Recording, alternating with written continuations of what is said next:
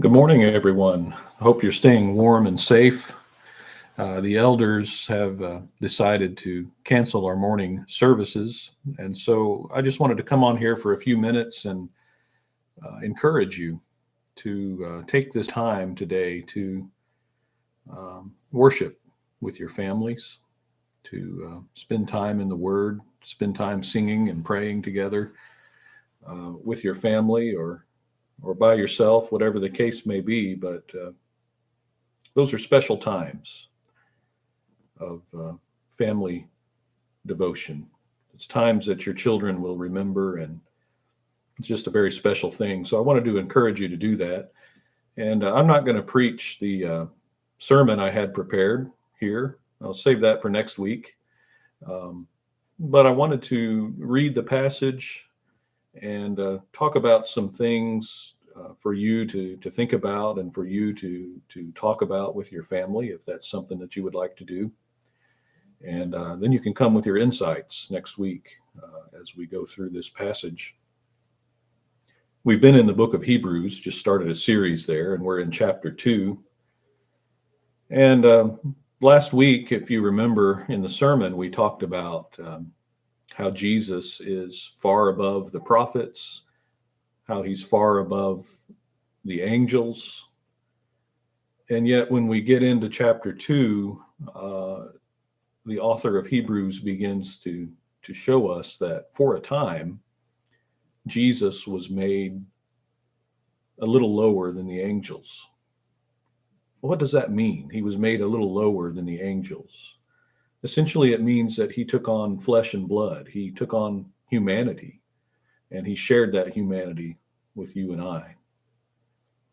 And the question in this section of Hebrews 2, starting in verse 9 through verse 18, the question we can ask is why did Jesus do that? Why did he allow himself to be placed a little bit lower than the angels and to become a man? What was his purpose in that? And this passage will answer those questions. So let me read with you Hebrews chapter 2, starting in verse 9. But we do see him who was made for a little while lower than the angels, namely Jesus, because of the suffering of death, crowned with glory and honor, so that by the grace of God he might taste death for everyone. For it was fitting for him, for whom are all things, and through whom are all things, in bringing many sons to glory, to perfect the author of their salvation through sufferings. For both he who sanctifies and those who are sanctified are all from one Father, for which reason he is not ashamed to call them brethren,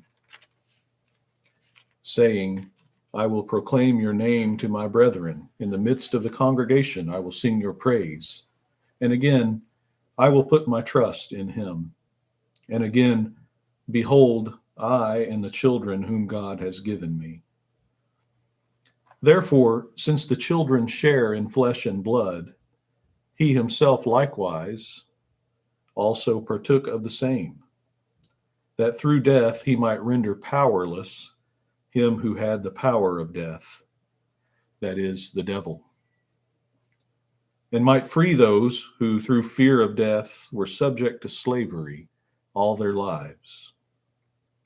For assuredly he does not give help to angels, but he gives help to the descendant of Abraham.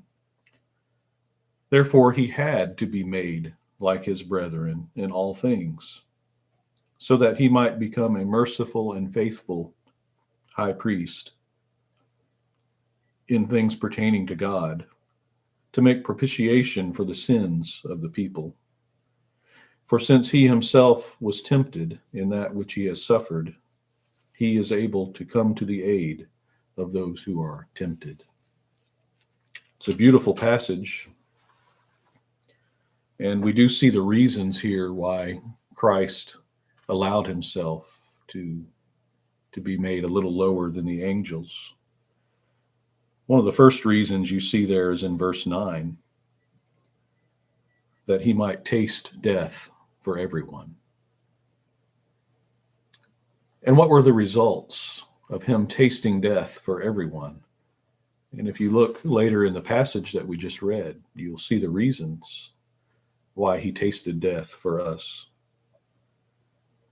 And then you look at verse 10, you see another reason why Jesus took on humanity, took on flesh and blood. It says there at the end of verse 10 that this was done to perfect the author of their salvation through sufferings.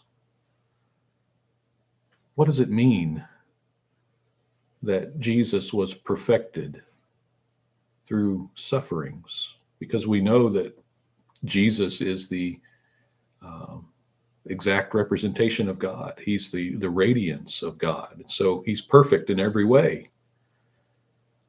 What then does it mean that he was perfected through sufferings?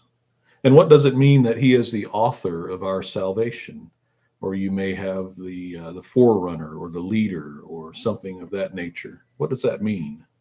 See, these are questions that you can ponder and talk about with your family.